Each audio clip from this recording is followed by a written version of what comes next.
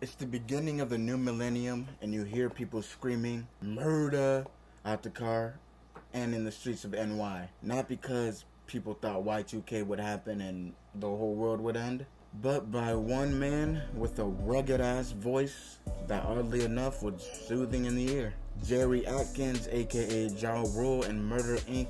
took over the fucking world. Took over the early 2000s with a different approach in the rap game, which is now common amongst artists now.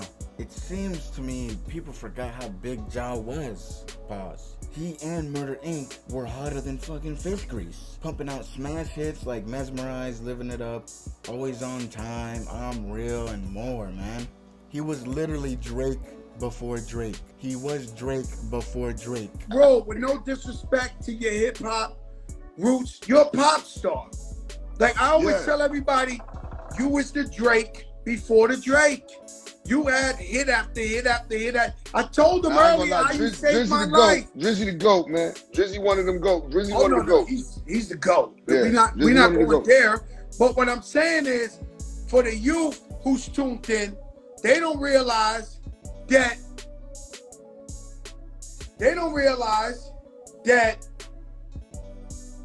this guy Ja Rule had a run like Drake for those years, like just hit.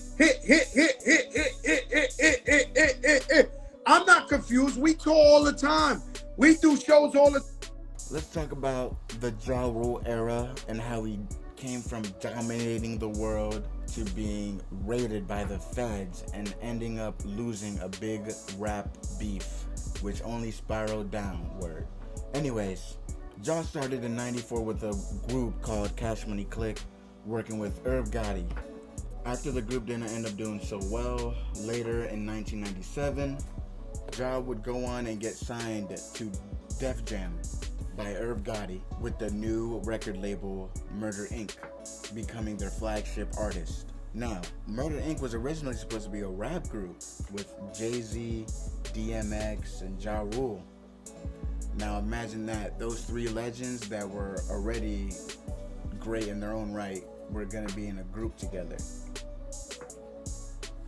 Ja Rule would end up doing songs with these legends. He would end up being on Jay-Z's.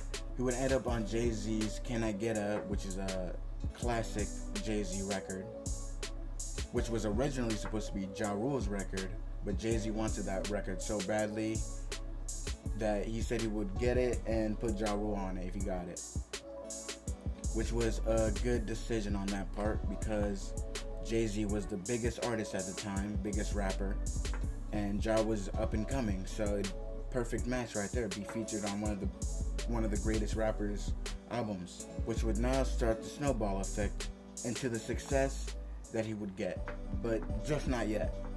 He dropped a single in '99 called Holla Holla, which was a hit, no doubt, and later dropped the album, his first debut album, Veni Vedi Vecchi, in 1999. But many people were criticizing that he sounded just like DMX and that he bit off his flow, pun intended. But yeah, that really caused DMX and Ja Rule to have a little beef and caused them to separate for some time. DMX would later diss Ja Rule in some songs, and yeah, but later that beef would have been squashed later before DMX passed away, R.I.P. DMX. But yeah, after that, Ja Rule laid low for a little bit, tried to get his mind right, and now it's the year 2000, and he drops a single with Christina Milian, Between Me and You. Before we get deep into this video, please make sure you guys like and sub if you like what's going on so far. Comment if you want more vids like this, and let's get into it. So Ja would do something completely different and shift to make himself to stop drawing comparisons between him and DMX and maybe other artists. He would now become and cater more to his female audience, which was not the norm back then. Because when you think about in the early 2000s and late 90s, rap was just about getting money, cars, drugs, all that, and just street stuff. What Ja did, Ja decided to get a little vulnerable in his music, talking to the females, which they loved, and that there was an audience there. So that's when that snowball effect of Ja Rule taking over the world began, with his second album, Rule 336. And then after that one single with Christina Milian, he drops the smash hit Put It On Me with that crazy ass beat that's so damn fire. And he still gets vulnerable in that song, but it shows how vastly different he was than what the critics were saying.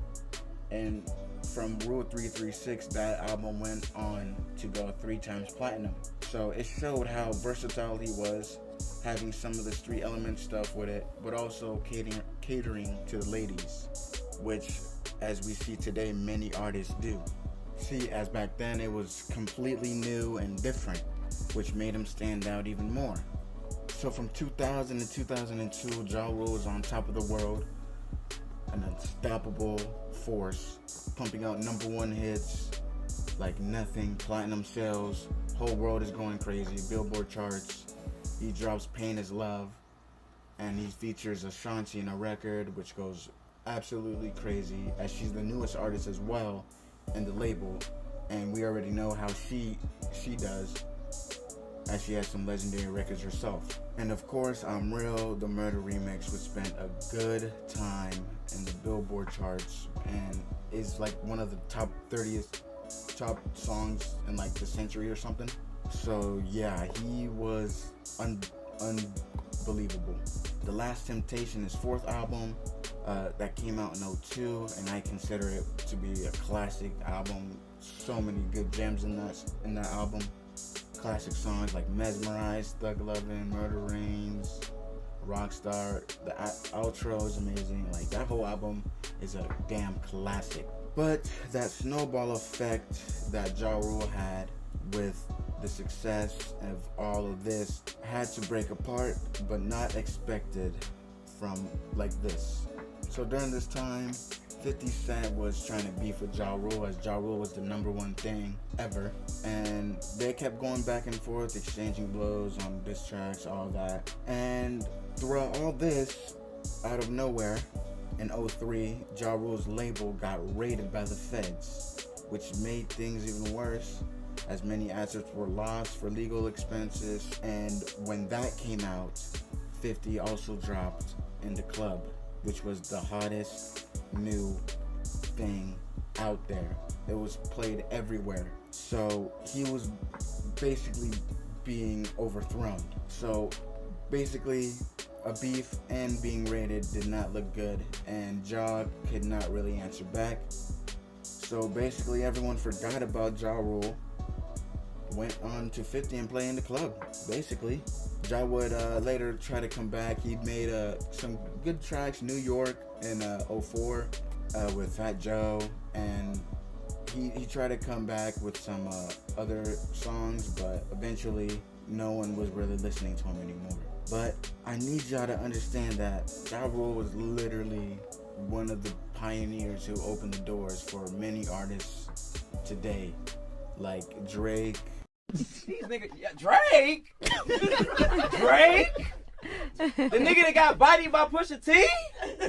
Trippie Redd, and most of these emotional, that cater towards women and that audience that want some intimacy, that wants more than the regular rap stuff. More intimate, being more intimate with the fans and more intimate with everyone. But Ja Rule is cemented as a legend in hip hop, no matter how you see it. I hope y'all can see that and give him his flowers for that, at least, you know. But yeah, Ja Rule was that dude, and he is to be respected, no doubt for sure. If you like that video and want more like this, please let me know. Comment, subscribe, all that stuff. Peace. I'm on war with the God, come on, y'all know better. I put in your leather, reading it.